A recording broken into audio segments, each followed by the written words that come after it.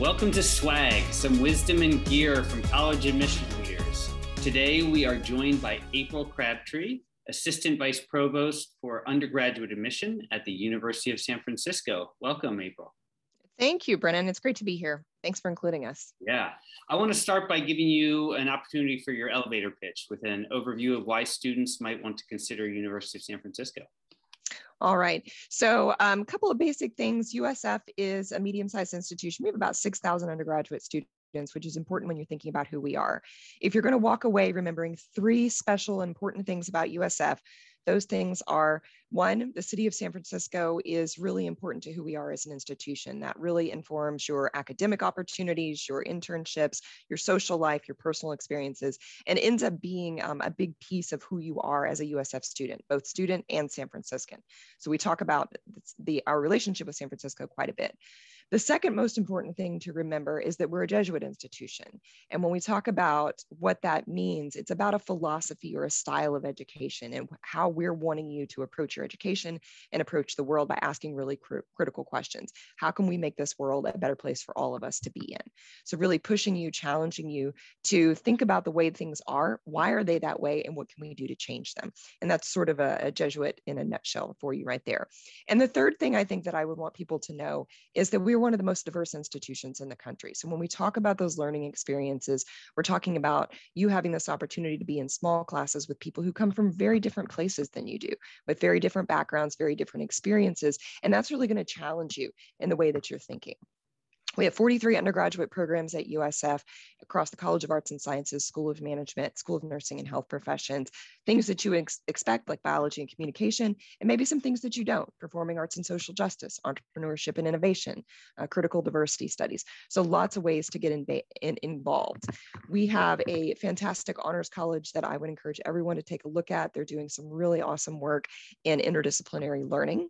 And other than that, I think the hidden gem at USF is our career services. So we do a lot to connect students with internships, trying to get you plugged into at least 3 internships before you graduate here in San Francisco and the Bay Area, and then providing tons of resources and support for you to get ready for that next step. That's amazing. Well, and I would say the hidden gem at USF is their Assistant Vice Provost for Undergraduate Admission, right? Well, if you say it, it's not hidden anymore there, Brennan. Well, thanks for that. So let's jump right into kind of a lightning round of questions, and we'll start with one unique program offered at USF. So I was thinking about this because I looked at the questions, trying to decide what I thought really encapsulate USF. And I really do think it's probably our Performing Arts and Social Justice program. And so it is, if you're a student thinking about the performing arts, you're thinking about dance, you're thinking about music, you're thinking about theater, and you want different ways to approach that. So you might be thinking, I want to be a dancer, I want to be a musician, I want to be in the theater, an actor, an actress. This is a little bit different pivot on that just a little bit. So that those elements, those core elements are still there on the performance aspect, but really pushing you. You know, what is arts as advocacy? What is arts as activism, as education, as measures of social change, community building? What does it mean to really wrestle with who creates art and who gets to decide whose art matters? So it really, to me, it is the best example of a unique program. Nobody else in the country has it, but also taking those 3 things that I talked about, the city of San Francisco as your laboratory, as your classroom, as your stage. It's also a place where you're really exploring diversity and really thinking about what that means in artistic spaces. And then finally, I think this really also highlights this Jesuit piece of our education, really pushing you to engage in the arts in new and different ways while you're also really heavily engaged in the performance piece. That's really cool. That sounds amazing. How about one fun tradition at the university? You know, my favorite day on campus is always graduation. And so USF, we do our graduation ceremonies on campus in St. Ignatius Chapel. It's a smaller space, so these ceremonies are pretty intimate, but there's a long tradition here of lots of regalia. And it's families who bring special things for their students. And then we also do mini graduation ceremonies or celebrations. So we have a lavender graduation ceremony for our LGBTQ students. We have different ceremonies for different our cultural groups. So our Black students, our Hispanic Latinx identified students, we do smaller ceremonies for them as well. So these are small, intimate ways, and then we celebrate together, whether that's the College of Arts and Sciences, School of Management. And it really is so beautiful just to see all of these ways that families and friends are supporting and gathering around them. And it is probably one of the most beautiful ways to see a celebration. And I always get a little bit of chills, as soon as a student walks across the stage, thinking, what, they did it, they pushed through, and this is so big for them. It's big for their family. It's big for our community as well. Yeah, to see them celebrate in so many ways. Absolutely. Yeah. What about your favorite spot on campus? So as I was telling you a little bit earlier, we've only been back to campus for 2 weeks. So I was out for about 15 months working from home. And so I had to really think about this for a minute. But I would say that my old favorite spot on campus is in Gleason Plaza. So right in front of the library is just this big, beautiful green space. Really feels like you're in the quad on a traditional campus. And a lot of people don't think USF has an actual campus. They think we're buildings within a city, but that's not true. We do have a physical campus. So watching students out on the green in Gleason Plaza, sitting around, maybe they're studying, maybe they're throwing a ball, maybe they're just hanging out, is one of my favorite places. But we actually just finished, before we came back, a brand new dining facility on campus up here on what we call Lone Mountain. And it looks out, it has beautiful glass, and it looks out all the way across the city. That's wonderful. I was out on campus a couple of years ago, and it was, just astounding. Yeah. So let's kind of back up a little and look on a more macro level. What do you see as the greatest myth in college admission? Oh, you know what? I think that there's so many of them. And I know you're talking to a lot of guests. So I was trying to come up with something I didn't think that had been brought up yet. And, I think probably the biggest one, in thinking about it, as you said, on a macro level, is this concept that there's that each space has a number. So if I'm looking for 1,200 individual students to fill my class, that there's a spot 1, and there's a spot 812, and there's a spot 1,164. And we are selecting students for those spaces. So, students, I think, sometimes thinks, well, somebody chose them over me. And I think that's not quite accurate. So most colleges make a lot more offers than we have in spaces that we have in our class, because we know students are going to have options. So thinking about that, I think a little bit differently, is that there are lots of spaces, and depending on the kind of institution, nobody took your space. And I think that that's something that I hear a little bit from students and a little bit from families too, is that so-and-so from my school or the neighbor school took my son or daughter's spot. And that's just really not how it works. So we're trying to look for a lot of great candidates and try to make as many offers as we can to students. And this is always the part where I want to remind students, applications are not accepted. You as a person, those are completely different things. You as a person versus your application, and what happens to that in a process are different things. That's a great point. And that you don't need to feel guilty because you've taken someone else's spot, right? No. Just communicate. If you're not going to come, let schools know. Right. So that if they are using a wait list and they want to make some more offers, that they have a sense of what you are. So that's the biggest thing I ask students to do every year. Just let us know. Yeah. What about one truth about college admission? The truth is that there are real human beings who are doing the work of reviewing applications, answering emails, answering phone calls, text messages, planning events for you as a student. And these are people with giant hearts, asked to do really big jobs. And they take on the emotional labor of this every single year. And they're not gatekeepers.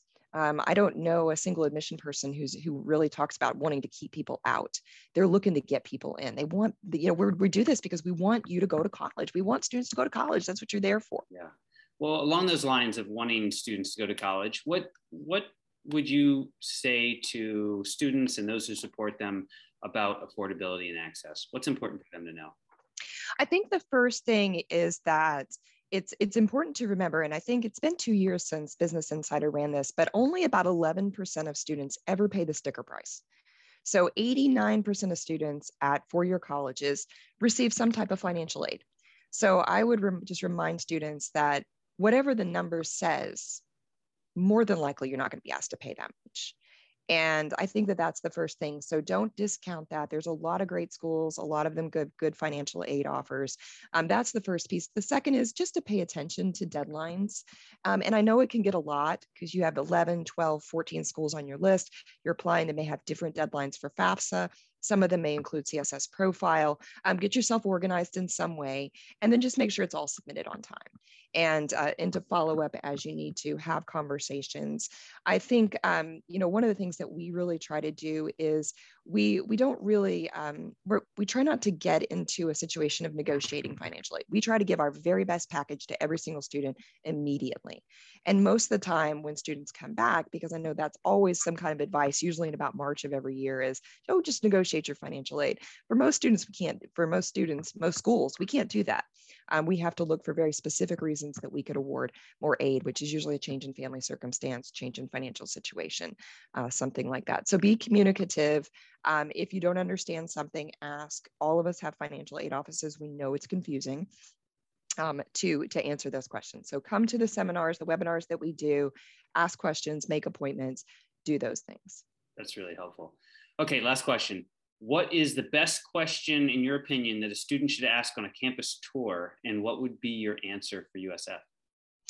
Ooh, so I always tell students to ask the hard questions of the tour guides, because we are so fortunate. We have amazing ambassadors at USF, and they are so beautifully honest and really raw and real with their responses. So I always tell students, like, ask the hardest question, ask them what they don't like. So what would you change if you could change anything at the University of San Francisco? So what don't you like? Because no place is utopia. It's not a real thing. There is always something that could be better, or something that you really don't like about the school that you attend. When people ask me that question, I always remind them I didn't go to USF, so I'm not an alumna. I can't really comment on that experience. But from where I sit, one of the things that I would really like to see is more. Well, first of all, I would always say more parking, because it's San Francisco and there's no place to park. So please don't bring your car if you come here. I don't need any competition. But I would say otherwise, I would like to see more resources for student services at the University of San Francisco. I think we're always trying to find more ways to support students so that they can really be their best selves. And at USF, we really do believe in, one of our values is cura personalis, care of the whole person. So your academic experience, your personal, your social experience, your physical self, your mental self, your emotional self, all those are really important. And I'd love to see us continue to put more of those resources and find more opportunities so that we can really help students achieve their best self over that time that they're at USF. That's great, and so important that you all are leaning into that need. All right, that is the wisdom. Now it's time for the gear. Let's reach into the swag bag and see what you've got for us. All right. All right. Well, USF mug. There's all kinds of stuff in here. Man. Ooh. USF t-shirt with the bridge in the back. Absolutely. Yep. Round. We have, oh look, a bag within a bag. University of San Francisco. It's a great tote bag. And then finally, ooh, this is nice. University of San Francisco blanket. Absolutely. So what you might not know is that even though it's August and our friends all over the country are sweltering, it's cold here. So it's summer is our coldest season in San Francisco. So that blanket's going to come in handy. So you can think of us in the winter when we're having nice weather and you're cool again. Well, cold is all relative. That's right. From here in New Hampshire. So fair point. Fair point. Well, University of San Francisco is kind enough to donate all this gear to an organization promoting college access and equity. So thank you. And thanks, April, for the wisdom and the gear. And we'll see you next time on Swag from the College Guidance Network. All right. Thanks, Brennan.